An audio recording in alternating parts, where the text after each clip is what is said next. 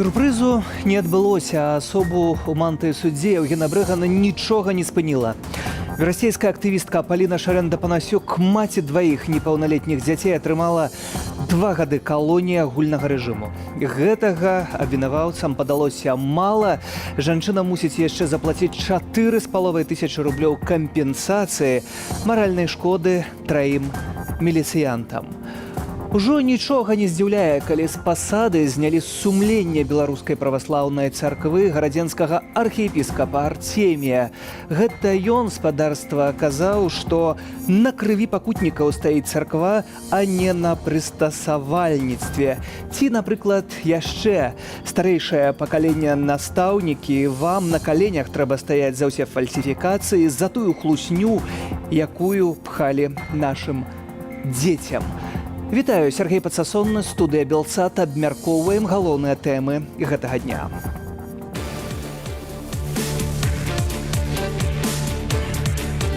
Это чистая формальность. То, что прокурор зачитал, я так понимаю, что это все согласовано с вертикалью власти нашей.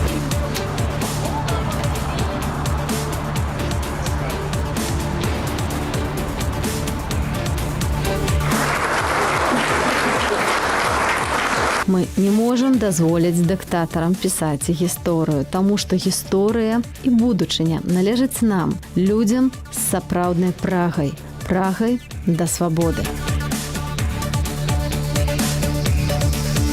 Нельзя же быть настолько недальновидными и не понимать, что за все преступления придется нести ответственность, да, что никто не будет забыт, что будут наказаны все, кто так поступал с белорусами.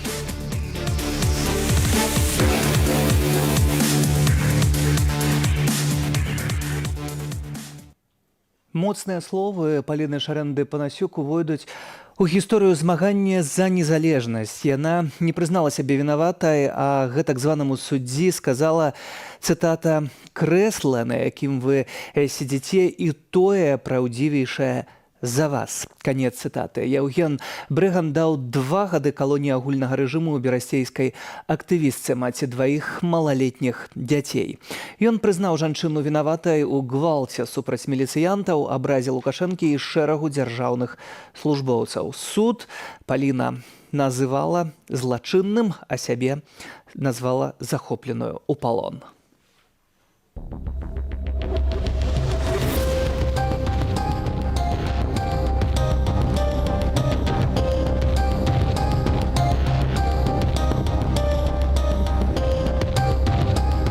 То, что прокурор зачитал, я так понимаю, что это все согласовано с вертикалью власти нашей. Так что ничего, что говорил адвокат, учтено не было. Решение судьи осталось точно таким же, как решил прокурор.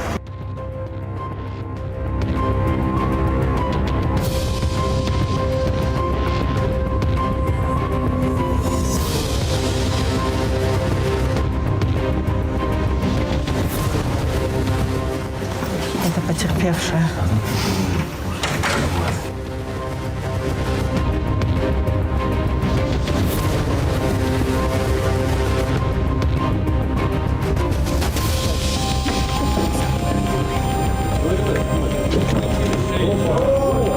Это называется открытый суд. Вам не стыдно? Съемка запрещена.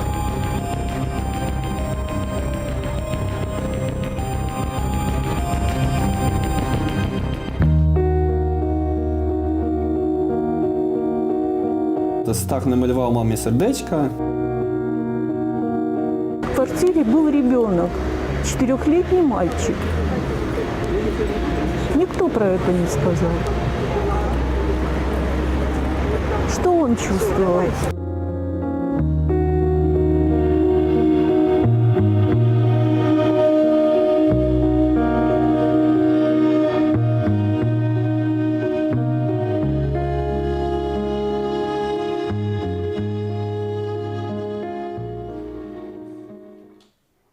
Як стала вядома, перад выданнем Паліна Шарэнда-Панасюк прызнаная праваабаронцамі палітвязняў. зняволенай. А з намі на сувязі з Берасця праваабаронца спадар Роман Кішляк. Вітаю вас, спадар Роман. Добрый вечер. Вельмі мужныя паводзіны Паліны ў судзе, але вельмі шмат пытанняў, напэўна, ўзнікае да спадара Яўгена Брэгана, які вёў гэты працэс. Што найбольш абурае? Ну, видите, я не могу говорить о том, что меня возмущает. Я же правозащитник, юрист, поэтому я могу квалифицировать те или иные процессы и действия. З прававога пункту гледжання. Да. Конечно, есть масса вопросов к тому, как велся процесс. Во-первых, это не первое судебное заседание, не первое, когда мы, правозащитники, наши волонтеры, практически не можем попасть. То есть очень сильно ограничивается возможность публичности. То есть процессы как бы открыты, но на самом деле полузакрыты, многих не пускают. Люди, малые залы. И несмотря на то, что Дворец правосудия недавно построен, залы, в которых проводятся такие процессы, и процесс Полины, в отношении Полины, также он небольшой, и все желающие не смогли попасть. Вот в этом вопрос я также не присутствовал, только некоторые наши волонтеры смогли попасть и наблюдать этот процесс.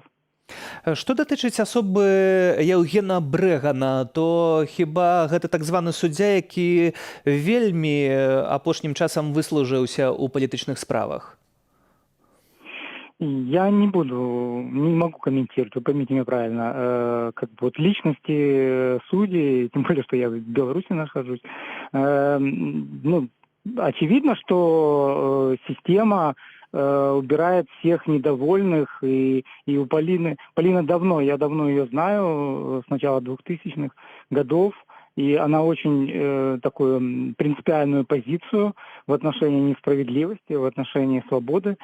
И всегда было сложно там сотрудникам внутренних дел и судьям, всегда было сложно. Когда-то ее на руках носили в суде, в здание суда, потому что она отказывалась идти.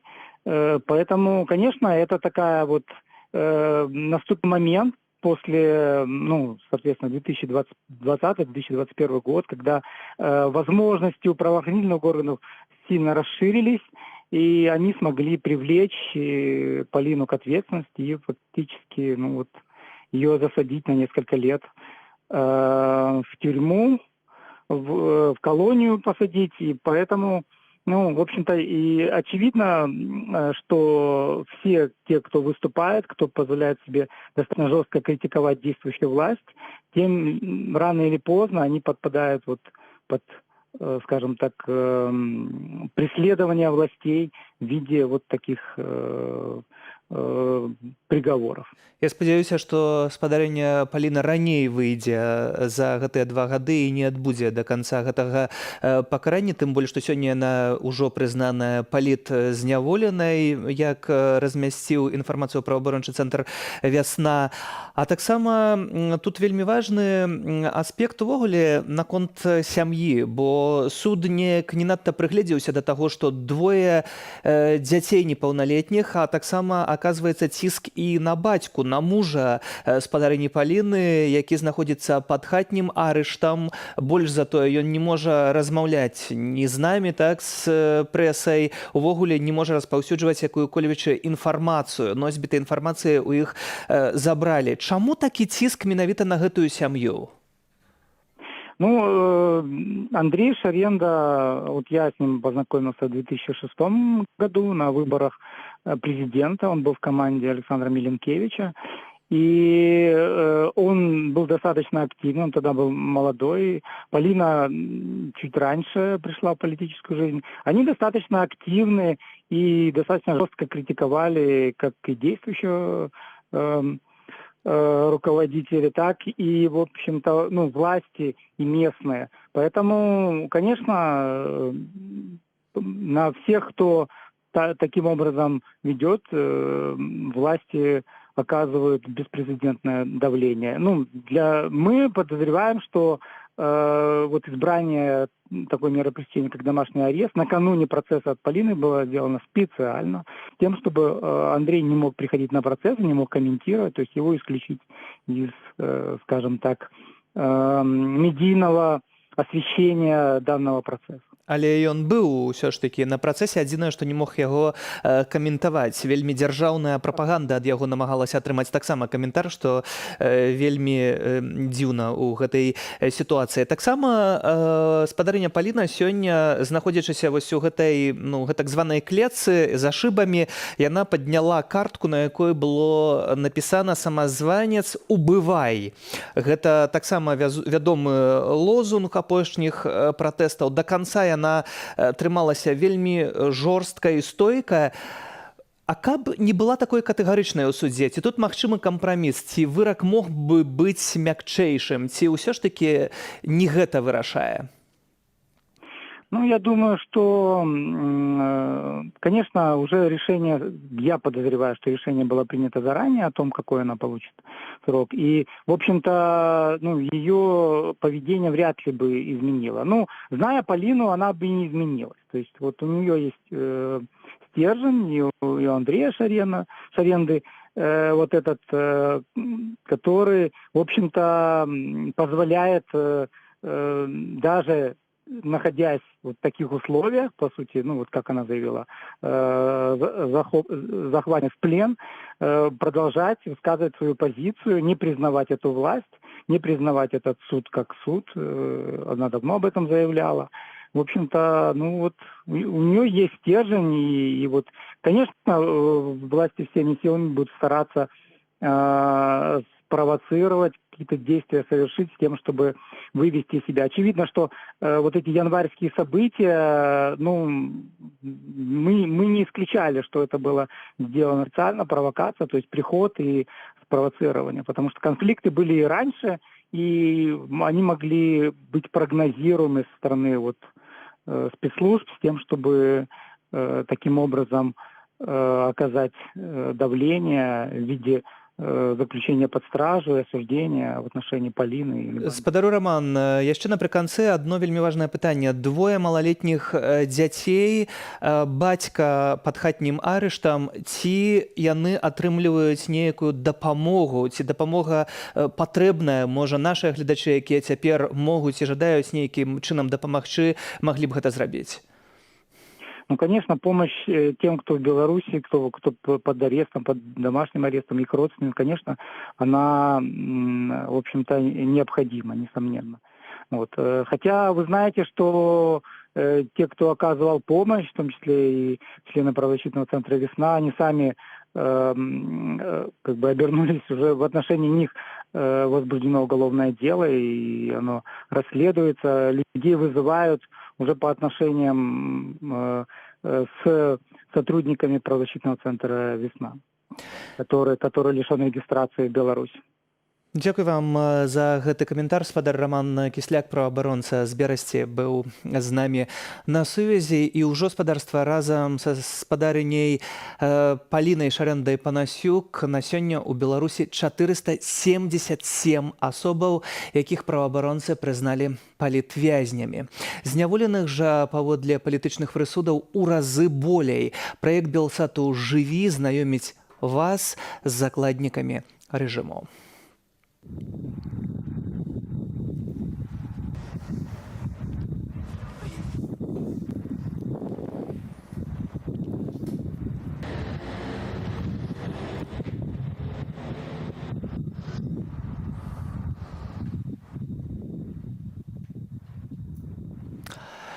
Яшчэ, спадарства, напэўна, вернемся да матэрыялу.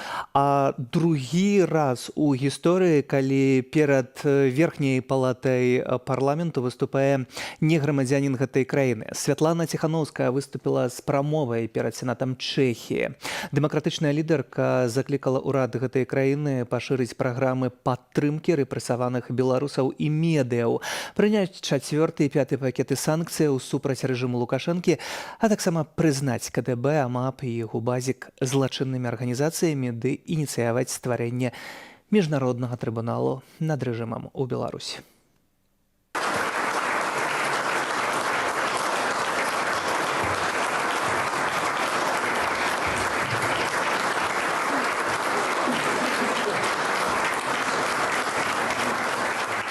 Я ўжо некалькі разоў прыгадала імя прыгожай чэшскай сталіцы Прага. Мне здаецца, гэта сімвалічным, бо па-беларуску слова Прага азначае глыбокае жаданне, патрэбу. Зараз гэтае слово асабліва актуальнае для нашага народа, які адчувае сапраўдную прагу да справядлівасці, прагу да праўды, прагу да свабоды. Прага да справядлівасці была лейтматывам жыцця для Вацлава Гаўла і Яна Сокала, абаронцаў чэшскай дэмакратыі. Дзякуючы прагрэсу ў галіне правоў чалавека дыктатары ўжо не могуць рабіць тое, што хочуць. Ім даводзіцца яшчэ больш старанна хаваць, што яны рабілі і робяць, і што самыя паспяховыя сярод іх пачынаюць лічыцца з тым, што аднойчы будуць прыцягнутыя да адказнасці, але нават самыя прасунутыя ўжо не могуць быць упэўненыя, што гэта яны будуць пісаць гісторыю. Гэта цытата з эсэ акурат Яна Сокала, якога Чэхія недавно страціла. Мы не можам дазволіць дыктатарам пісаць гісторыю, таму што гісторыя і будучыня належаць нам, людзям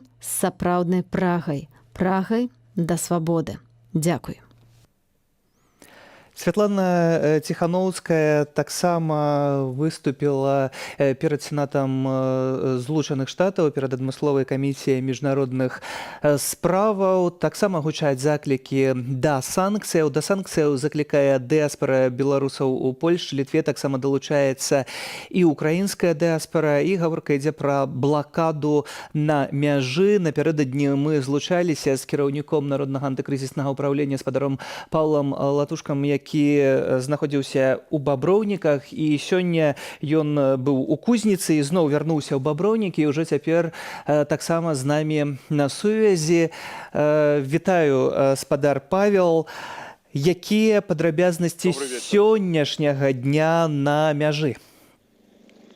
Ну, абсолютно вы маеце рацыю, што наша акцыя пашыраецца, і гэта вельмі прыемна, што нас падтрымліваюць беларусы ў розных краінах, памежных з нашай радзімаю.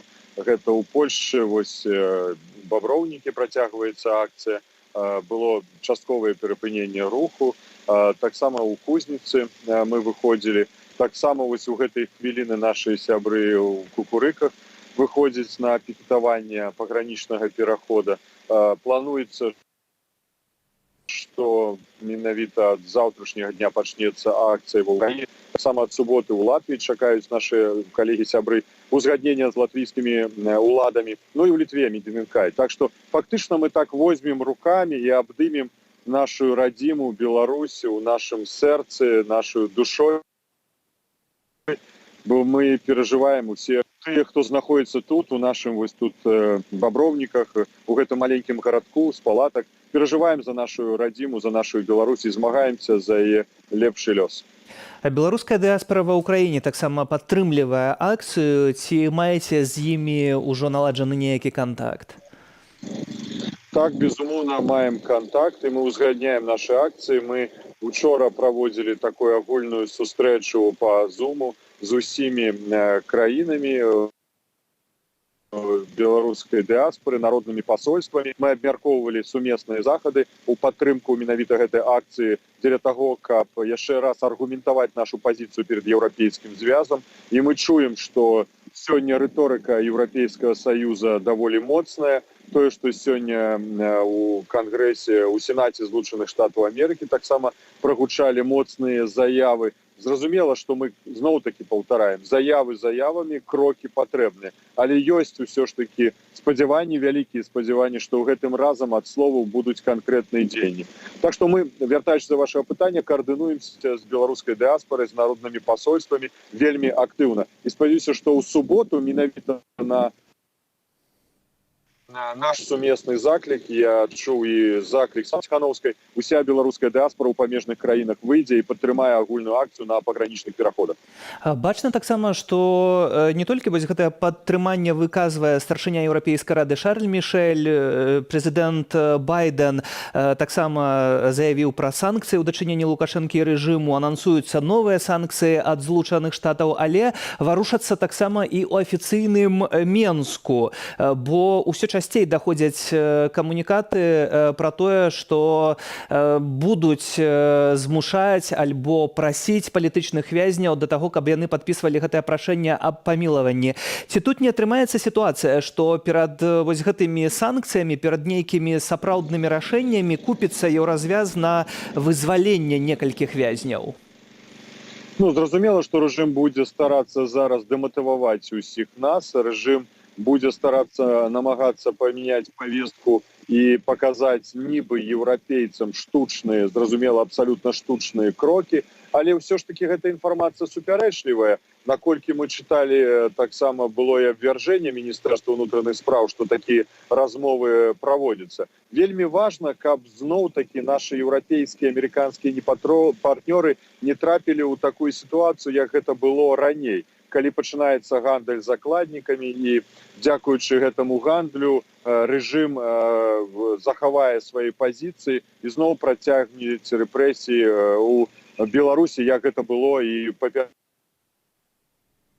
разы. Мы не павінны гэтага дапусціць. Мне здаецца, што менавіта еўрапейцы і амерыканцы не гатовы ўжо ісці гэтым шляхам, бо шмат рэпрэсаваных людзей, шмат людзей пацярпела.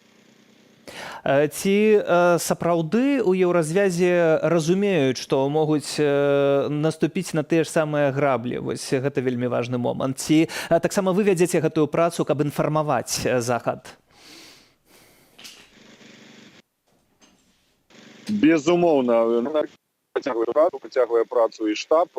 Так што мы ў кантактах пастаянных знаходзімся і папярэджваем менавіта аб такой сітуацыі, якая мела месца быць. Мне падаецца, што большасць еўрапейскіх палітыкаў гэта разумеюць, але зразумейце, што таксама гэта не ўсе не маюць аднаго голаса, адной пазіцыі. Ёсць людзі, якія схільныя да больш мяккіх крокаў дзеля таго, каб дамовіцца і захаваць статус-кво, кажуць пра пагрозу з боку Расіі, што яна больш важкая, чым пытанне правоў чалавека. Зразумела, правы чалавека важна, трэба абараняць Беларусь.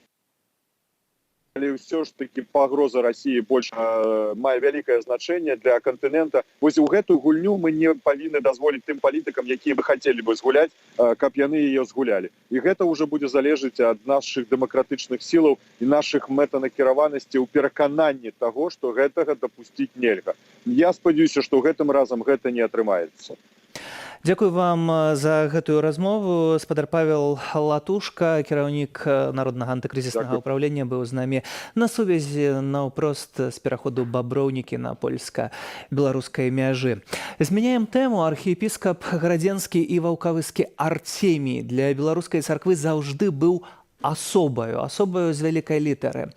Яго называюць сумленнем праваслаўя ў Беларусі, а ягоныя выказванні апошнім часам выклікалі выключны гонар і захапленне. Аднак раптам мітрапаліт Веньямін пазбавіў пасады архіепіскапа Артемія, а кіраўніцтва РПЦ ў Маскве зацвердзіла гэтае рашэнне. Вось што казаў архіепіскап раней пра пратэсты ў Беларусі і іх крывавае здушэнне. Мы не говорим, какая там политика, какой политик, какая власть. Мы говорим, что совершается беззаконие. Наши люди превратились в зверей и терзают своих же братьев.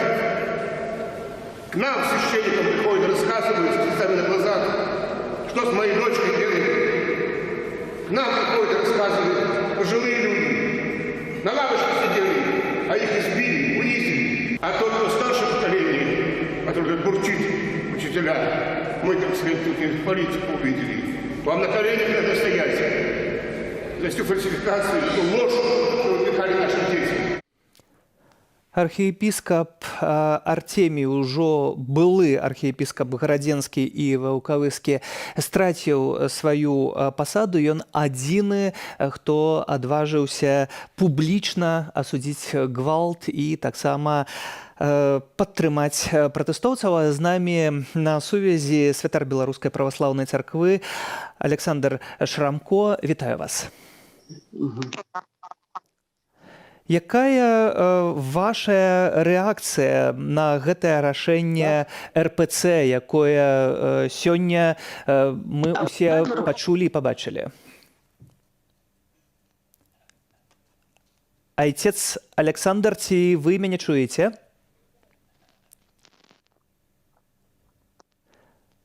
Айцец Александр, ці вы нас чуеце? Маем спадарства нейкія праблемы з сувязю, спадзяюся. Чуеце, так? Чую, да. У мяне такое пытанне. Якая ваша рэакцыя на гэтае рашэнне РПЦ сёння? Ну, я чакаў такой рэакцыі. Усе чакалі, што рано ці позна так будзе. Вось. Ну, можа, не так вось, хутка, так вось, што нават у Москве спецыяльна была такая нейкая зроблена сесія такая праз онлайн, каб гэта зацвердзіць. Менавіта за адзін дзень усё было зроблена. Вось, а так было вядома, што такое будзе. Але, як вы мяркуеце, гэтае рашэнне прынятае ў Менску, ці ўсё ж такі рашэнне, якое прыйшло першапачаткова з Масквы, бо так усё хутка адбылося? Думаю, што это Менскае. Думаю, што тут змянілася сітуацыя у тым плане, што раней больш сінод беларускі, ён падпарадкоўваўся інтарэсам больш рускай праваслаўнай царквы і больш прыслухоўваўся да сінода царкоўнага. А зараз усё больш ён прыслухоўваецца да уладаў беларускіх. Вось. Гэта бачна там потому, што, напрыклад, Паўла, як вы ведаеце, мітрапаліта Паўла паставілі у Менск, як бы не хацеў яго Лукашенко, але ж яго навязалі фактычна. Значыць, патрыарх рабіў так, каб яму было зручна, а не каб Лукашенко. І вось, калі гэты крызіс стварыўся ў нас такі палітычны, і відаць таму, што і Пуцін такую падтрымку выказаў, і за ім таксама і царква дала карт-бланш рэжыму, каб у царкве рабілі ўсё, што яны лічаць магчымым. І вось тады паставілі беларускага епіскапа. Раней Москва не хотела ставить белорусского епископа, яны хотели, каб быў свой чалавек, так сказать, свой, хто будзе прыглядваць, каб не ўбеглі занадта далёка ад Москвы. Але цяпер усё гэта перавернута. Фактычна гэта новы этап у беларускай царквы. Этап фактычнай большай самастойнасці, я лічу. Нават гэта крок да аўтакефаліі. І вось некаторыя лічаць, што аўтакефалія гэта вельмі добрая рэч, но вось я вам скажу, што вось я і раней казаў, што ў умовах нашай рэчаіснасці, калі мы знаходзімся пад дыктатурай, нават такая рэч, як аўтакефалія, яна можа быць крокам таму, каб царква зробіцца кішэннай царквой рэжыму.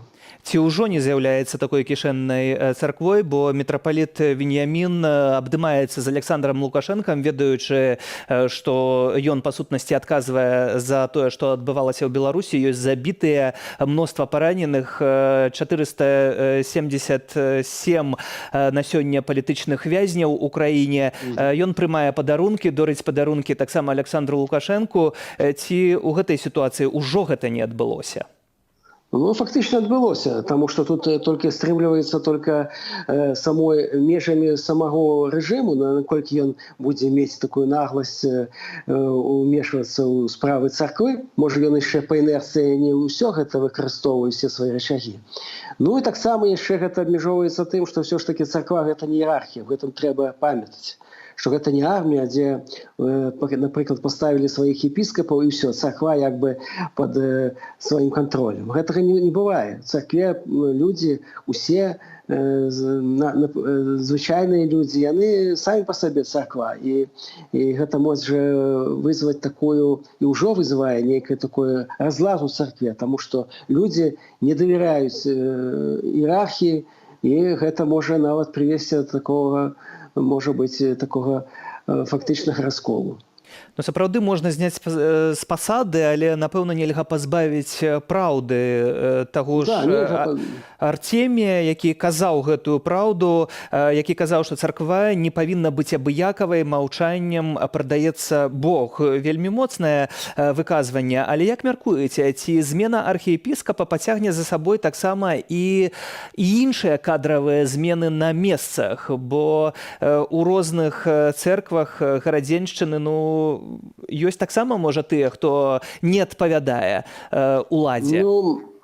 Конечно, нават і яшчэ не зроблена ўсё і ў іншых епархіях, нават у тых, якіх, здавалася б, яны ўсё трымалі пад кантролем, але ж ёсць святары і людзі такія ў царкве. Людзей яны кантраляваць не могуць так асабліва звычайных. У гэтым сіла царквы, што яны могуць зрабіць звычайнаму чалавеку, які проста лічыцца праваслаўным, і ён не мае з аднаго боку голасу ў царкве асабліва, але не мае ніякага рычагоў, каб на яго удзейнічаць. А таксама ёсць і святары, такія, якія нават яны з'яўляюцца такімі завісімымі людзьмі ад іерархіі, але ж маюць такую смеласць і кажуць, бываюць такія рэчы, што нават гэтыя галасы яшчэ адчуваць, нават і ў другіх епархіях. А ў гродненскай епархіі, так я думаю, там зусім ужо такое не так проста будзе навесці так званы парадак. Але будзе такая попытка. Я думаю, што будзе яшчэ, мы побачым яшчэ такія чысткі, калі будуць і чысціць і епархіі, акадэмію, там Мінскую духовную акадэмію таксама. Тут мала кажуць пра тое, што сярод таго, што было прынята на сінодзе, было таксама прынята такое пытанне, што знялі там як бы по свайму жаданню, але ўсё ж такі, я думаю, што не проста так, нет добрага жыцця гэта было зроблена. Рэктар Мінскай духовнай акадэміі было прынята рашэнне зняць яго, невядома яшчэ кім заменяць, магчыма, што такім праўласным. Бо раней Мінская духовная акадэмія, она выдзялялася нават у рускай праваслаўнай царкве, не было такой акадэміі з такімі вольнымі, такой свабоднай богословием, с таким адносінамі з выкладчыкамі, студэнтамі. Гэта было такое унікальнае завядзенне, і вось яго, магчыма, будзе такая чыстка, і ўжо она началася, таму што там фактычна ўсё ж трымаецца, як заўсёды, на некалькіх чалавеках усяго ж. І адзін гэтых людзей, адзін з галоўных стаўпоў, на которым стаіць гэта Мінская духовная акадэмія, гэта быў Сергій Акімаў, архімандрыт, рэктар, які ўжо гэтым рэктарам не будзе. Ён навогул пакідае межы нашай краіны, відаць, ад таго, што тут ужо немагчыма знаходзіцца.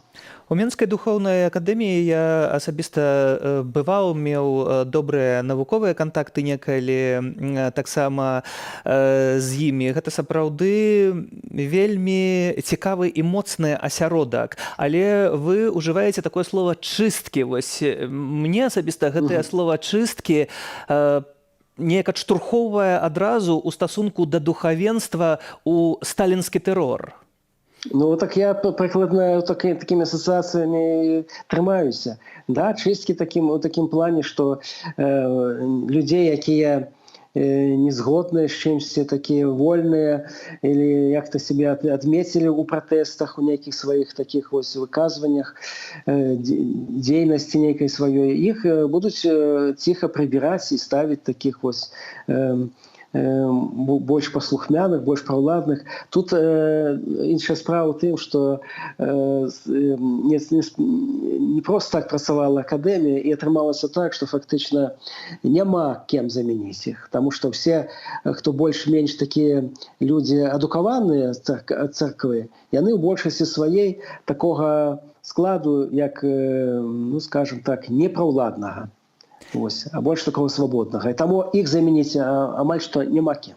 Царква ўсё ж такі павінна не быць нейкай праўладнай альбо непраўладнай, а быць бліжэй да Бога і праўды. І архіепіскап гарадзенскі ваўкавыскі былы ўжо Артемій, напэўна, быў вельмі блізка да гэтага ўсяго. Дзякую вам за гэтую размову. Александр Шрамко, святар Беларускай праваслаўнай царквы, быў з намі на сувязі. А мы змяняем тэму. Гомельтранснафта спыніла перапампоўку нафты ў суседнюю Польшчу, прынамсі на 4 дні. Такую захаду патлумачылі неабходнасцю правядзення рамонтных работаў на беларускім участку нафтаправода «Дружба». Пра гэта паведаміў прадстаўнік Транснафты Ігор Дзёмін. Напярэдадні паведамлялася, што Транснафта карэктуе графік паставак па нафтаправодзе «Дружба» праз зніжэнне прапампоўвання нафты праз Словаччыну на фоне тэхнічных праблемаў у аднаго са спажыўцоў. Праз «Дружбу» нафта трапляе на айчынныя нафтаперапрацоўчыя заводы і далей транзітам у Еўропу. Трубаправод пачынаецца ў Самарскай вобласці Расіі, ды праходзіць праз Беларусь, Украіну, Польшчу, Чэхію, Словаччыну, Нямецчыну, Угоршчыну, Латвію ды Літву. І спадарства, вельмі важнае пытанне, таксама якое гучыць сёння, гэта пытанне санкцыяў з боку захаду, а ў прыватнасці з боку Злучаных Штатаў. Прэзідэнт Джо Байден заявіў, што такія санкцыі ў стасунку да Александра Лукашэнкі і ягоных набліжаных асобаў ёсць, яны ўжо дзеяць. Таксама Злучаныя Штаты працуюць над далейшымі пакетамі, а Святлана Ціханаўская сёння прамаўляла перад камітэтам замежных справаў Сенату Злучаных Штатаў. З намі на сувязі Надзея Нортан, прэзідэнтка Асацыяцыі беларусаў Амерыкі. Вітаю вас. Прывітанне з Каліфорніі, Сан-Францыска. Як выглядае беларуская тэма сёння ў Злучаных Штатах? Напэўна, вельмі гучна. Вельмі, так. Сёння, я б сказала, што апошні тыдзень пасля выпадка з самалётам, гэта у топавых 3 навінах звычайна па ўсіх каналах стаіць Беларусь. І, канешне, сёння, безумоўна, выступ Святланы Ціханаўскай у Сенаце і таксама рашэнне прэзідэнта Байдена наконт працягнення санкцый, канешне, прыцягвае як найбольш увагі. То есть сёння такі, можна сказаць, беларускі дзень у Злучаных Штатах, безумоўна. Вы таксама апошнія дні, я таксама бачыў на Фейсбуку, ездзіце ў розныя гарады Злучаных Штатаў, сустракаецеся з дыяспарай і не толькі. Дзеяць вельмі актыўна Асацыяцыя беларусаў у Амерыцы. Што гэта за арганізацыя? Бо яна хіба толькі пачынае сваю актыўнасць. Так, безумоўна, у якасці арганізацыі толькі пачынае, але тыя людзі, якія стварылі, а гэта актывісты, адміністратары Facebook-суполак 14 штатаў, 25 гарадоў Злучаных Штатаў, то есть мы ўсе супрацоўнічаем уже з верасня. То есть спачатку мы проста супрацоўнічалі, каардынавалі дзеянні, абменьваліся інфармацыяй, рабілі проста шэраг тысячы розных акцый. Але зараз мы вырашылі, што трэба аб'яднацца, трэба зарэгістравацца і выходзіць уже на больш высокі ўзровень. І якраз такі гэта адбылося ў траўні. І я ў якасці прэзідэнта ездзіла, прэзентавала, такі быў тур па беларускіх суполках па ўсходняму ўзбярэжжу. Было вельмі такія добрыя сустрэчы з беларусамі, знаёмства, навязванне сувязяў з прадстаўнікамі старой дыяспары або там аднаўлення. І галоўная мэта наша — гэта аб'яднанне беларусаў у Амерыцы пад такое як umbrella organization арганізацыі нашай, якая аб'яднае беларусаў і дасім магчымасць такой камунікацыі, усеагульнай падтрымкі і фармавання і развіццё беларускай ідэнтычнасці, беларускай павесткі, трымаць беларускую павестку ў Злучаных Штатах. І, безумоўна, самае галоўнае — гэта дапамога беларусам на тэрыторыі Беларусі. Мы ўжо робім шэраг разнастайных праектаў, і далей будзем працягваць дапамагаць людзям, якія зараз прыязджаюць беларусам, так званыя рэлаканты або ўцекачы. Зараз у нас гэты кірунак становіцца адным з самых прыярытэтных. Менавіта пра гэтую дапамогу, бо ведаю, што не толькі уласна у Амерыцы дыяспара дапамагае, але і ў іншых краінах таксама дапамагае вельмі моцна. Але вы, напэўна, ведаеце, як выглядае гэтая дапамога канкрэтна, якія гэтыя крокі ў Злучаных Штатах? Ну, перш за ўсё я б сказала, што гэта, конечно, фінансавая дапамога, але і гэта шэраг нешта мы абвяшчаем, гэта публічна, але зараз робіцца і мы дапамагаем вельмі шмат непублічна дзеля таго, каб не падстаўляць людзей. І вось зараз таксама беларусы з ЗША была такая ініцыятыва, і она ёсць, я ўсіх заклікаю у яе паўдзельнічаць для беларусаў, якія жывуць у Злучаных Штатах Амерыкі, называецца Resist Bot, гэта зварот да Кангрэса і прэзідэнта, называется Stop Violence in Belarus. Всю інфармацыю вы можете знайсці на старонцы ABBA Together, просто там зайдзіце, і гэта вельмі проста. Можна даслаць петыцыі, і як мага больш мы іх дашлем, будзе, конечно, вельмі добра у сувязі з тым, што будуць неўзабаве сустрэчы Байдена з Расіяй. Вось. Значыць, гэта падтрымка беларусаў тут на месцы, якія прыязджаюць, фінансавая падтрымка беларусаў самых разнастайных праектаў там. Вось. Ну і, конечно, акцыі салідарнасці, які мы тут праводзім. І мне здаецца, чым больш з'яднанай будзе дыяспора тут у Злучаных Штатаў, тым больш мы зможам дапамагчы і беларусам пратрымацца вось да перамогі, скажем так. Вось. І, ну, конечно, потым мы таксама абавязкова прыедзем.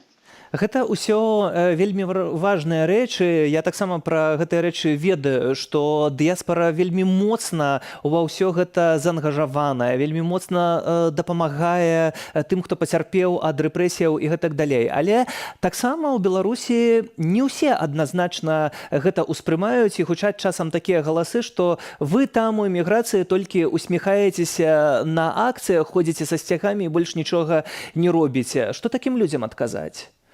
Есть у меня есть отказ докладный, я не так давно до яго вот так дайшла. Я хочу сказать, что кожны чалавек, які зараз на сённяшні дзень выходзіць на акцыю таксама з адкрытым тварам тут у Злучаных Штатах, ён практычна аўтаматычна адмаўляецца ад візіта да радзіму і ад таго, каб пабачыць сваіх родных. І гэта трэба таксама ўлічваць. Гэта вельмі такі, ну, гэта ахвяра, якую людзі робяць свядома, бо яны разумеюць, што гэта проста неабходна. Так што усе тыя усмешкі, якія вы бачыце, за гэтымі усмешкамі стаіць роспаш і усведамленне, але ўсё ж такі ахвяраванне на карысць перамогі, то, што мы мусім тут заставацца, мы не можам паехаць зараз на Беларусь, а нам всім вельмі хочацца. Так што мой адказ вось такі. І я вельмі ўдзячна ўсім беларусам Злучаных Штатаў Амерыкі і, конечно, безумоўна, беларусам па ўсяму свету, а найперш у самой Беларусі за тое, што мы працягваем наш пратэст і будзем выходзіць да перамогі. Вы таксама узгадалі спатканне Байден-Пуцін, якое вось-вось ужо адбудзецца на наступным тыдні на пачатку. Якія чаканні ад гэтага спаткання? Чаканні вельмі моцныя, потому что прыходзіць усё больш і больш сігналаў з Кангрэса, ну, ад людзей, якія маюць дачыненне, і менавіта ад іх сыходзіла парада, чтобы вот стварыць гэты Resist-бот, каб звяртацца непасрэдна ўжо і да Байдена, і да кангрэсменаў з просьбай спыніць гвалт і вызваліць палітвязняў. І вельмі добра гэта пайшло, потому что я зараз, мне цяжка сказаць, но мы адсочвалі, здаецца, уже 500, 600, 700 розных петыцый, гэта значыць, па ўсіх штатах людзі пачынаюць дасылаць петыцыі. І гэта такі вельмі добры і даволі ўдалы ціск, або ну, як бы правядзенне сваёй павесткі у Злучаных Штатах, у амерыканскай палітыцы гэта так робіцца. І чым больш Байден пабачыць заангажаванасці менавіта беларусаў у Амерыцы, вось, то у нас ёсць спадзяванне, што ўсё ж такі будуць з яго боку гучаць больш вострыя пытанні і, магчыма, нават патрабаванні на сустрэчу Пуціна ў дачыненні да Беларусі, якія дапамаглі выпусціць палітвязняў і спыніць гвалт.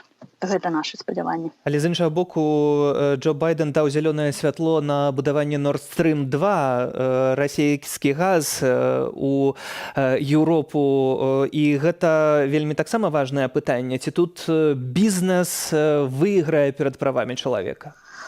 Ну, я могу толькі спадзявацца, і ўсё ж такі, што правы чалавека ўсё ж такі найбольш каштоўныя за бізнес.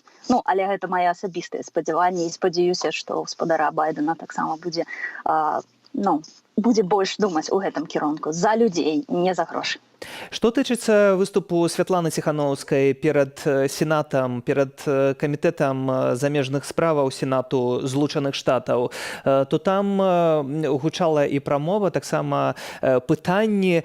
Гэта хіба таксама вельмі важны, высокі ўзровень гэтага выступу? Як гэта выглядае са Злучаных Штатаў? Гэта вельмі высокі, гэта камітэт па міжнародных справах, то есть гэта самы галоўны, скажем так, камітэт, самая галоўная установа, якая, ў прынцыпе, вырашае далейшую палітыку замежную, безумоўна. І тое, што яна была запрошана менавіта ў гэтыя дні, калі ідзе падрыхтоўка да міжнародных самітаў разнастайных, і сямёркі, і сустрэчы і ў ЕС, і сустрэчы Байдена з Расіяй, гэта, конечно, можна, мне здаецца, расцэньваць як сігнал вельмі вялікай увагі да Беларусі, і такая пэўная запрашэнне даць дыялогу, безумоўна, і гэта сёння адбылося. Так што гэта вельмі добра для Беларусі. Будзем спадзявацца, што вынікі будуць і на гэтым фронце. Дзякуй вам за вашу справу і дзякуй за гэтую размову. Прэзідэнтка Асацыяцыі беларусаў Амерыкі спадарня Надзея Нортан была з намі на сувязі. Я ж спадарству дзякую за сёння. У студыі для вас працаваў Сергей Пацасонны. Напэўна, неўзабаве пабачымся ў эфіры, але заставайцеся з Белсатам. Ужо цяпер чарговы выпуск праекту «Беларус беларусу», які аб'ядноўвае неймаверных людзей, што маюць патрэбу ў падтрымцы і тых нашых салідарных землякоў, якія хочуць і могуць дапамагаць. У гэтым выпуску, між іншых, гісторыя блогеркі Вольгі Такарчук, якая на момант здымкаў была на волі, але цяпер за кратамі. Яе маці дваіх непаўналетніх дзяцей вінавацяць паводле 3 крымінальных артыкулаў. Затрымалі чарговы раз 19 траўня. Больш за тое, напярэдадні стала вядома, што Вольгу змясцілі ў карцер у турме ў Жодзіне. А тое, як неабыякавыя людзі здзейснілі свята для сем'яў пацярпелых, глядзіце ў новым выданні і памятайце, беларус беларусу, любоў, падтрыманне і перамога.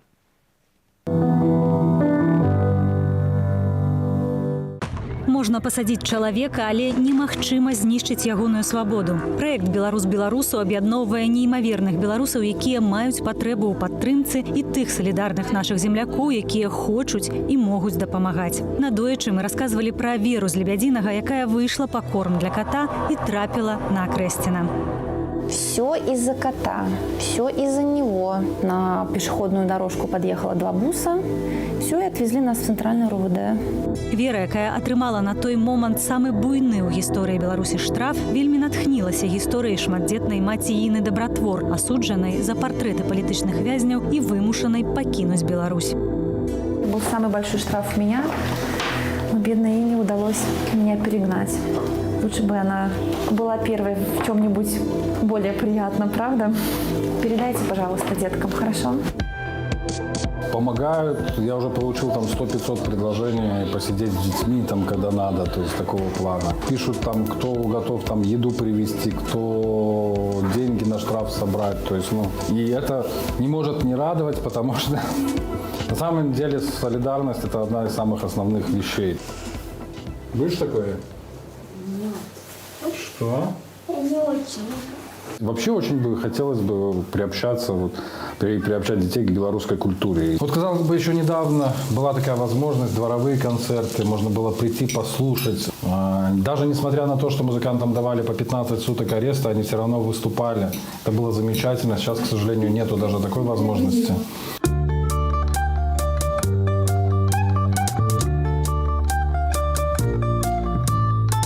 Выступіць для дабратвораў разам з калегам Ігарам пагадзіўся яшчэ адзін былы герой нашай праграмы – музыка Андрусь Такінданг, якога ўвосень таксама асудзілі паводле народнага артыкулу 2334. Калі казаць пра беларускую салідарнасць, то, па-першае, яна узнікла з ніадкуль. Вось гэта талака. І калі мы все думалі, што самі вырашаем свае праблемы, мы інтраверты, нам цяжка неяк быць суседзямі, неяк камунікаваць, узаемадзейнічаць, то вось гэта бяда, калі пагрукалася ў нашыя дзверы, жорсткасць, таксама каронавірус. І людзі зразумелі, што мы ёсць адно аднаго. Дзякуючы неабыякавым беларусам нам удалося здзейсніць жаданне нашага героя Іллі Дабратвора, мужа Іны, які застаўся гадаваць 5 дзяцей, калі жонка праз депрессии мусила покинуть краину. Что со мной случилось, когда вы в последний раз меня видели? Я не помню, уже было ли тогда на мне уголовное дело, но, в общем, сейчас на мне было уголовное. Есть уголовное дело, статья 391, оскорбление должностного лица, ну, что-то в этом роде. Шло очень долго это следствие, лингвистические экспертизы, где-то там оскорбляла, не оскорбляла, потому что был комментарий к комментарию. То есть они прослеживали цепочку этих оскорблений там. Вот. Ну, дело передано, будет, точнее, передано в суд. Ну, а там вы все узнаете. Я всех приглашаю заранее на свой суд. Ну, якраз у маі у меня у 3 дзяцей дні народзіны, і мы атрымалі як бы вот такой добрый падарунак, прычом нечакана, так вялікі ў пасылку з Сібірі. Дзецям спадабаўся мёд. Вельмі хочу падзякаваць того, кто падарыў гэта. Нас запросили паспяваць для деток, бацькі якіх апынуліся там ці то ў вязніцы, ці то вымушаныя былі выехаць. Ну і гэта вельмі цудоўна падтрымаць вось гэтых дзяцей, разам з імі паспяваць, павесяліцца. Для нас гэта таксама нейкая нагода для радасці і весялосці пабыць разам з малымі. Дзеці, вы гатовыя? Дзеці, вы гатовыя? А я гляджу! Гляджу туды! Гляджу туды! Дзе ты? А я гляджу! Гляджу туды!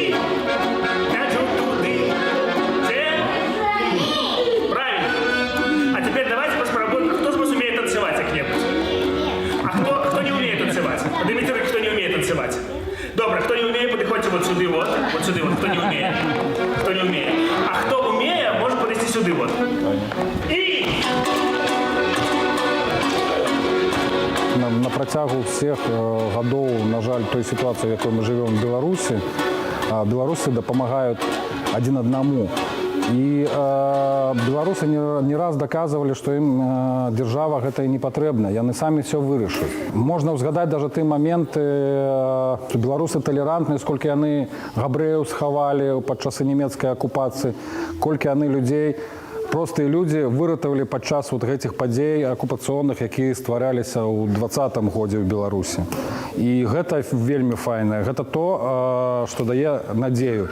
Думки думаем мы с тобой разные, ты серьезные, я не серьезные, и радуемся речами разными, ты столицами, а я больше вёсками, да все ж про звуками.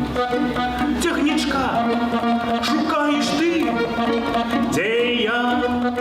Вообще надо таких мероприятий делать побольше. Они очень позитивные. Мы все знакомимся, мы все знакомим наших детей. А это же будущее нашей свободной Беларуси. Вот. Это то, ради чего вообще мы сейчас боремся. И за что мы боремся? За наших деток. Поэтому, конечно, нам надо собираться большим составом, коллективом, дружить, знакомиться настоящим, правильным, красивым, умным людям с правильной жизненной позицией, с правильными ориентирами, которые не живут одним днем, а которые смотрят в будущее.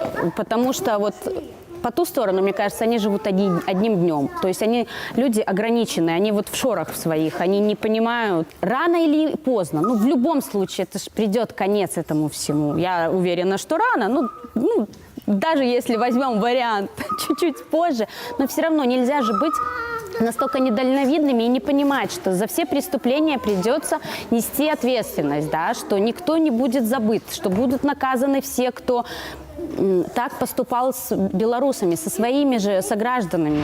Дорогие взрослые и дети, мы вас уже часто повторяем на наших концертах, что хотим с вами встретиться где-нибудь, не ведаю, на Динамо стадионе, на великом концерте, чи на святочном концерте у Мінськ-арені, как там было шмат гуртов, и мы все отзначали нашу спільну перемогу. Тому мы кажем вам до хуткої зустрічі, щоб ми з вами зустрілися на святочному концерті. Бывай до встречи! Бывай до встречи! Бывай до встречи! Бывай до встречи!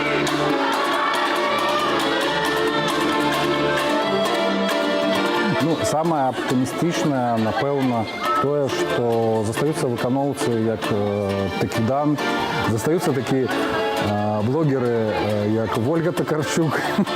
Застаецца некая надзея все-таки на тое, што калісьці Беларусь будзе вольны. І гэты канцэрты будут як бы проходить не в таком вузком асяроддзі, да, а як падаецца на это і ты сам Такідан, што гэта будзе больш шырокае асяроддзе, то есть вялікія канцэрты. Ён збірае аўдыторыю, ён умее з ею працаваць, і у него есть вялікае будучыня в вольнай Беларусі. Ну вось завершаецца сённяшні вечар, бывай да сустрэчы. Да побачення.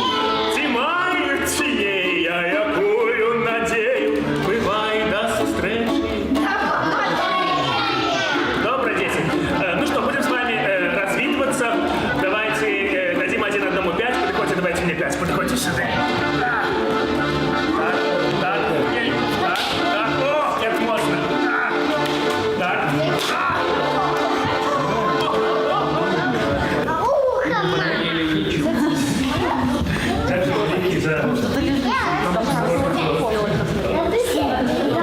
Отсюда это выглядит как воздух свободы с Америки. Дети, тут подарки для вас. И кто бы как скептически не относился, кто бы как ни говорил, там, проиграли, мы победили. Мы победили еще в августе, мы победили сами себя, мы победили свой страх. Мы стали становиться нацией, мы стали консолидированы, мы объединились, мы научились помогать друг другу независимо от государства. Это в помощь ветеранам, когда им отказались выплаты делать, и когда костел сгорел, да, я думаю, дальше будет еще какие-то. И там это бесит ту сторону, а мы, наоборот, понимаем в глубине души, что ты один со своей бедой не останешься, что очень много людей, которые тебя любят и которые придут тебе на помощь в любом случае. Поэтому отсюда... Да просто, ребят, надо что-то делать, кто что может, по мере своих сил, возможностей, не опускать руки и понимать, что дальше только светлое будущее. Все, уже днище пробито, уже темное время суток, самое темное наступило, а, как говорится, рассвет после самого темного времени суток. У нас цудоўны подарунок, белый торт. І свістулькі такія, я думаю, так само дзецям вельмі спадабаліся. Мы закончылі канцэрт, а там пачаўся канцэрт дзіцячы, яны там... І гэта цудоўна. Праз некалькі дзён пасля канцэрту Ілля быў вымушаны разам з 5 дзецьмі пакінуць Беларусь. У гэты самы час блогерку Вольгу Токарчук затрымалі. Вольга цяпер у ізалятары часовага ўтрымання ў Жодзіне. Яе вінавацяць паводле 3 крымінальных артыкулаў. Праваабаронцы прызналі яе палітычным вязнем. Калі вы хочаце падтрымаць любых нашых герояў, гэта можна зрабіць як публічна, так і ананімна. З любога пункту свету лістуйце да нас. І памятайце, беларус беларусу, любоў, падтрымка і перамога.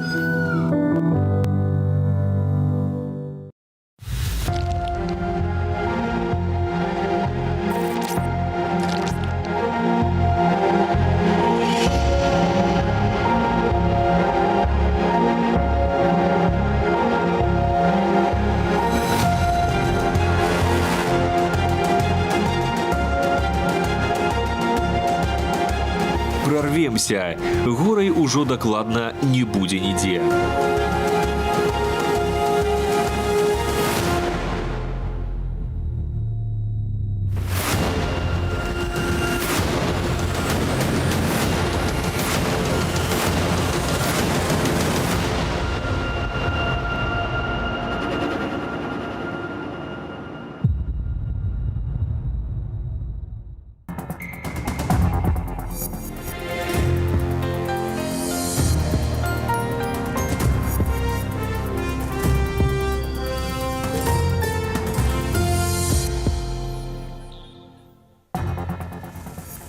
Увесці санкцыі супраць Беларусь-Калію і Мазырскага нафтаперапрацоўчага заводу ды правесці міжнародную канферэнцыю для пераадолення крызісу ў Беларусі. З гэткімі заклікамі Святлана Тихановская выступіла ў Кангрэсе ЗША.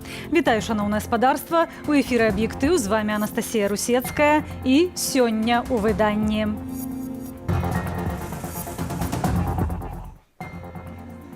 Маці двоих детей за краты на 2 годы. Ничего, что говорил адвокат, учтено не было.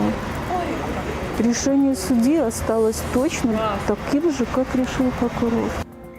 Палітычныя суды працягваюцца. Пераслед за прынцыповую пазіцыю. Гарадзенскага архіепіскапа Артемія знялі з пасады. И так наши храмы очень сильно опустели с августа. И не по причине ковида. А сейчас, ну, как мне кажется,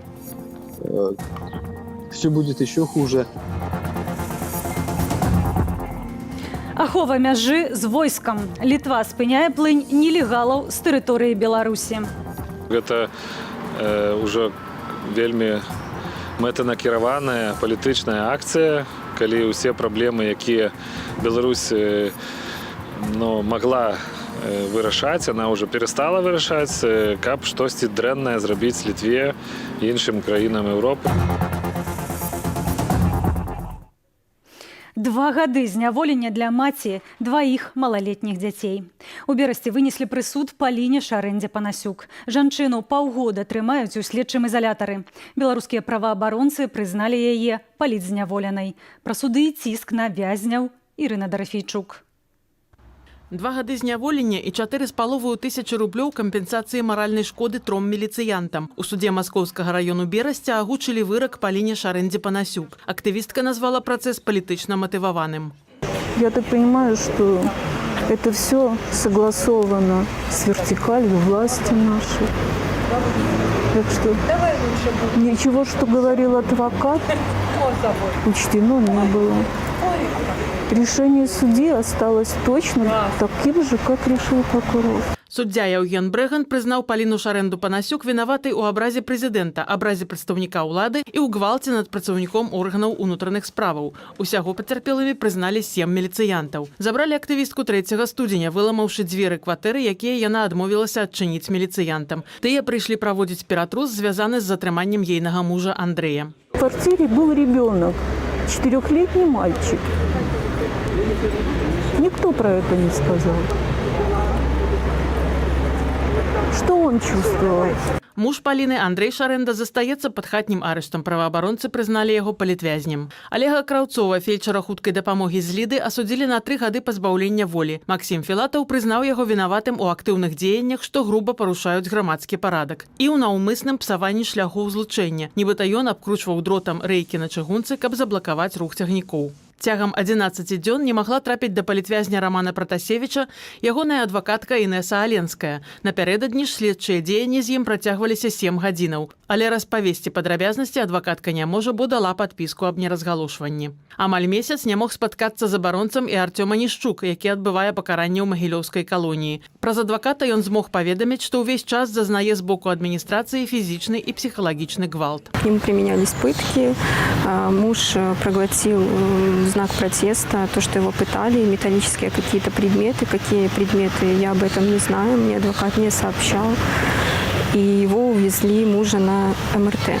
Мы сделали МРТ и отвезли назад в этот же день в колонию. Артём Анішчук – адзін з 5 фігурантаў справы аб пашкоджанні аўтамабіля, які належыць жонцы міліцыянта. Яго пакаралі 2 гадамі пазбаўлення волі. У калоніі на яго завялі новую крымінальную справу паводле артыкулу 411 крымінальнага кодексу, абвінаваціўшы ў злосным непадпарадкаванні падрабаваннем адміністрацыі. Ему угрожали расправой с родственниками, в том числе пытали, чтобы он подписал статью либо 411, либо нападение на сотрудников. Под давлением мой муж подписал 411 статью. Никаких нарушений у него не было. Блогерку Вольгу Такарчук у жодзінскай турме до 14 чэрвеня змясцілі ў карцар. Яе бацькам паведамілі, што Вольга парушыла правілы ўнутранага распарадку. Маці 2 непаўнагадовых дзяцей Вольгу Такарчук затрымалі 19 траўня. На яе завялі крымінальную справу за паклёп абразу суддзі ды арганізацыю дзеянняў, што груба парушаюць грамадскі парадак. Ірына Дарафейчук, Белсат. Як стала вядома, літаральна некалькі хвілінаў таму блогерка Вольга Такарчук абвесціла ў карцары галадоўку. І да іншых навінаў. Лукашенко падпісаў указ аб рэалізацыі калійных угнаенняў. Аднак пра што дакладна ідзе гаворка, можна толькі здагадвацца. З 7 пунктаў 5 засакрэчаныя. У 6-м пункце указу змяшчаецца інфармацыя наконт выплаты вывазнога мыта.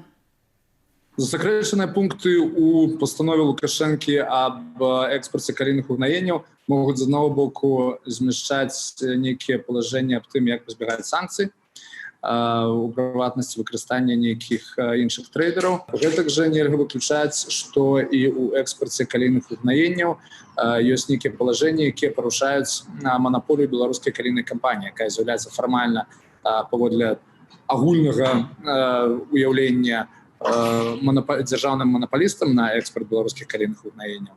Але цалкам верагодна, што з'явяцца і прыватныя трейдеры, якім гэтыя угнаенні будуць пастаўляцца паводле нізкай цаны, а розніца можа заставацца на афшорах. Калійныя угнаенні з'яўляюцца адной з ключавых крыніц беларускага экспарту. За першыя 4 месяцы года іх экспарт у грашовым выражэнні склаў $609 мільёнаў. Як паведамляе выданне Bloomberg, новыя санкцыі, якія цяпер рыхтуе еўразвяз, могуць закрануць менавіта калійную вытворчасць. Кіраўніцтва расійскай праваслаўнай царквы зняло з пасады высокапастаўленага і аўтарытэтнага святара, архіепіскапа гарадзенскага і ваўкавыскага Артемія. У жніўні ён выступіў супраць гвалту сілавікоў і фальсіфікацыі выбараў у Беларусі. Падрабязнасці палітычнага скандалу у маіх калегаў. Зняць з пасады архіепіскапа гарадзенскага і ваўкавыскага 8 чэрвеня вырашыў сінод беларускага экзархата праваслаўнай царквы. Ужо на наступны дзень на экстранным паседжанні сінода адстаўку пацвердзіў патрыярх РПЦ Кірыл. Артемія знялі з пасады па стане здароўя, але афіцыйная фармулёўка выклікае сумневы.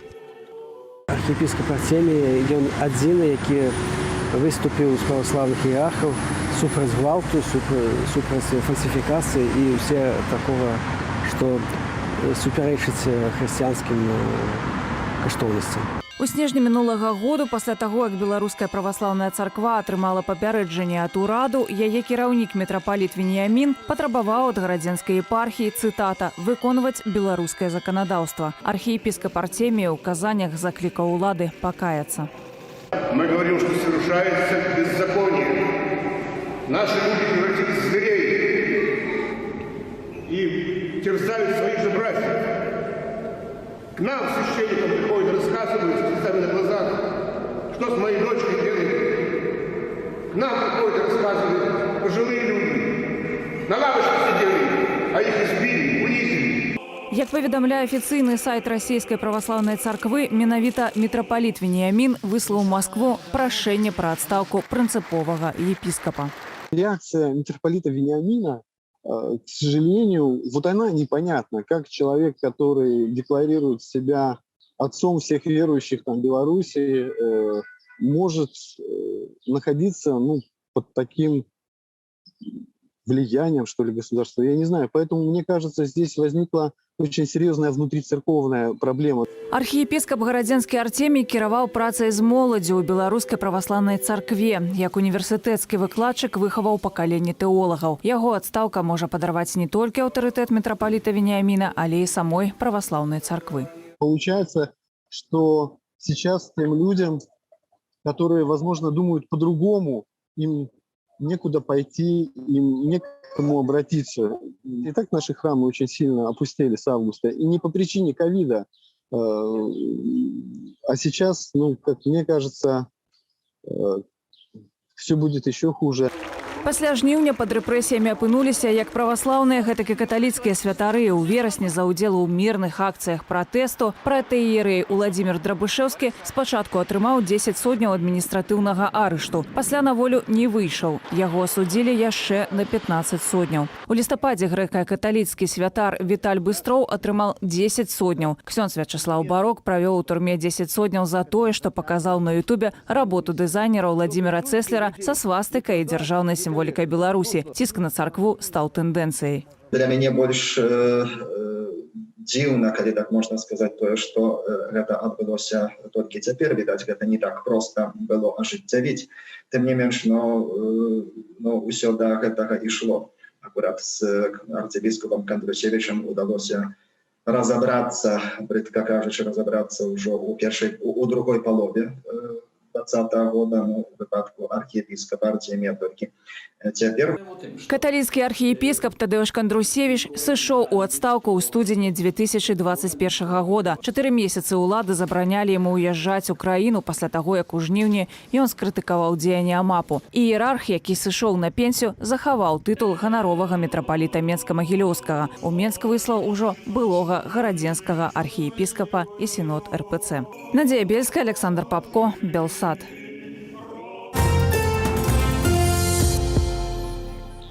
Ні дня без затрымання нелегальных мігрантаў. На беларуска-літоўскай мяжы склалася цяжкая сітуацыя. Памежныя службы краіны-суседкі не спраўляюцца, і літоўскія ўлады разглядаюць магчымасць выкарыстання ўзброеных сілаў. За мінулыя сотні літоўскія памежнікі затрымалі яшчэ 6 нелегальных мігрантаў. Падрабязней Алесь Баразенка. Больш за 80 асобаў затрыманыя. За першыя 5 месяцаў 2021 года уехаць у Літву спрабавала больш нелегальных мігрантаў, чымся за 3 папярэднія гады разам узятыя. Літоўскія памежнікі заяўляюць, што іхныя беларускія калегі адмаўляюцца супрацоўнічаць. Падобная сітуацыя фіксуецца і на беларуска-польскай мяжы. На дзень 6 чэрвеня перадухілілі амаль 100 спробаў незаконнага мінання мяжы. У 4 разы болей, чым за аналагічны перыяд мінулага года. Па ўсім узнакам бачна, што гэта мэтанакіраваная палітычная акцыя, калі ўсе праблемы, якія Беларусь магла вырашаць, она ўжо перастала вырашаць, каб штосьці дрэннае зрабіць Літве і іншым краінам Еўропы, рэпутацыю аднавіць і адбудаваць вельмі цяжка. 26 траўня, выступаючы перад дэпутатамі Палаты прадстаўнікоў, Лукашенко заявіў, што заходнім краінам цяпер самім прыйдзецца пераадольваць праблемы з нелегальнымі мігрантамі. Мы спынялі наркотыкі і мігрантаў. Зараз будзеце самі іх есці і лавіць. Падобныя заявы Лукашэнкі не засталіся без увагі літоўскага боку. За ўсходнімі межамі Літвы існуе нестабільная прастора, дзе не паважаюцца неад'емныя правы чалавека і правілы вольнага свету, дзе дыктатары, якія глядзяць баевікі, выступаюць у ролі тэрарыстаў і зганяюць пасажырскія самалёты, дзе памежная і ядравая бяспека робіцца інструментам шантажу. Адмыслоўцы зазначаюць, што пытанне супрацьдзеяння нелегальнай міграцыі сталася апошнім часам моцным інструментам палітычнага ціску. Гэтыя механізмы яны ўжо ўжываліся у той ці іншай меры падчас палітычнага супрацьстаяння. Я хочу нагадаць крызіс з сірыйскімі бежанцамі, які ішлі праз тэрыторыю Турэччыны, і дадаткова асобную пазіцыю Венгрыі, Румыніі, які стараліся як мага хутчэй прапусціць гэтую гульню, або не дапускаць, або прапусціць праз сябе, нават знаходзячись внутры Еўрапейскага Саюза. Беларускія ўлады неаднаразова заяўлялі, што Беларусь абараняе краіны Еўразвязу ад наплыву нелегальных мігрантаў, але можа аслабіць свае старанні ў адказ на санкцыі. Алесь Баразенка, Белсад. Гомельтранснафта спыніла перапампоўванне нафты ў Польшчу на 4 дні. Гэткі крок патлумачылі неабходнасцю рамонту беларускага адцінку нафтаправода «Дружба». Паведаміў пра гэта прадстаўнік расійскай кампаніі «Транснефть» Ігор Дзёмін. Напярэдадні паведамлялася, што «Транснефть» карэктуе графік экспарту па нафтаправодзе «Дружба», змяншаючы пампаванне нафты праз Славатчыну на фоне тэхнічных праблемаў у аднаго са спажыўцоў. Праз «Дружбу» нафта трапляе на беларускія нафтаперапрацоўчыя заводы і далей транзітам у Еўропу. Трубаправод пачынаецца ў Самарскай вобласці Расіі, ды праходзіць праз Беларусь, Украіну, Польшчу, Чэхію, Славатчыну, Нямецчыну, Венгрыю, Латвію і Літву. Кіраўніцтва хакейнай лігі чэмпіёнаў на сваім пазачарговым паседжанні анулявала уайлдкарт на ўдзел у сезоне 21-22 гадоў для менскага юнацтва. Прычына – непрадказальнасць беларускага боку, важны фактар і абмежаванне паветраных зносінаў з Беларуссю. Конечно же, самую важную роль сыграла посадка самолета. Как бы нам не хотелось, чтобы в Европе любили белорусов, но они в первую очередь думают о безопасности собственных гражданах и, конечно же, об издержках на полеты. Юнацтва ўпершыню згуляла ў гэтых спаборніцтвах 5 гадоў таму. І з 3 выступаў двойчы даходзіла да плэй-офф. Рада Лігі чэмпіёнаў падзякавала юнацтву за супрацу і ўпершыню ўключыла ў спіс удзельнікаў турніру Данецкі Донбас. 2021 мог быць годам Івана Луцкевіча. Сёння спаўняецца 140 гадоў з дня нараджэння аднаго з заснавальнікаў сучаснай беларускай дзяржаўнасці ды 100 гадоў з адкрыцця Віленскага беларускага музею Івана Луцкевіча. Прызначэнне выбітнага дзеяча для беларушчыны і ушанаванне ягонай памяці Вольга Старасціна. Ушанавалі памяць бацькі беларускай незалежнасці Івана Луцкевіча на могілках росы віленскія беларусы. Іван Луцкевіч вельмі важны зараз для беларусаў з пункту гледжання станаўлення нашай беларускасці. Адзін з волатаў адраджэння, без якога не адбылося б незалежнай Беларусі. Постаць Івана Луцкевіча для гісторыі нашай краіны вызначальная, але разам з тым надалей таямнічая. До сённяшняга дня няма асобнага выдання, кніжкі. Наогул ён застаецца ў цені свайго брата.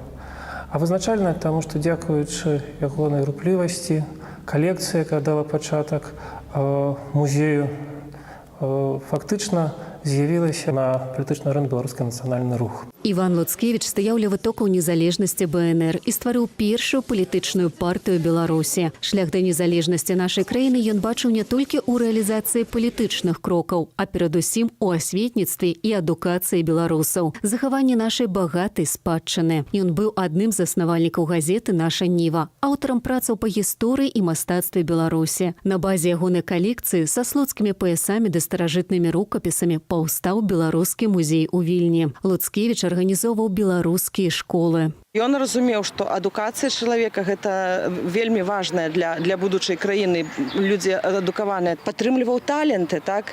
Хто ведае, як там было бы з купалам, калі б не Іван Луцкевіч, так? Можа, гэта быў бы класікам якой-небудзь іншай літаратуры, а не беларускай. Луцкевіч пайшоў жыцця заўчасна, у 38 гадоў. Ён хварэў на сухоты. Все беларускія адраджэнцы – гэта менавіта той стрыжань, вакол якога фарміруецца сучасная беларуская нацыя.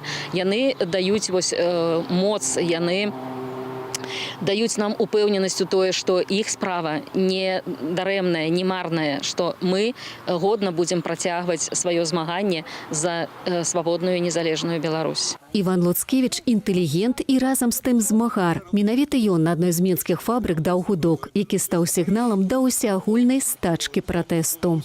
Вольга Старасціна, Белсат. Больш навінаў чытайце ў нашым тэлеграм-канале і на старонцы Белсату. Апроч таго, можна інсталяваць наш дадатак, які немагчыма заблакаваць. З вамі была Анастасія Русецкая. До сустрэчы.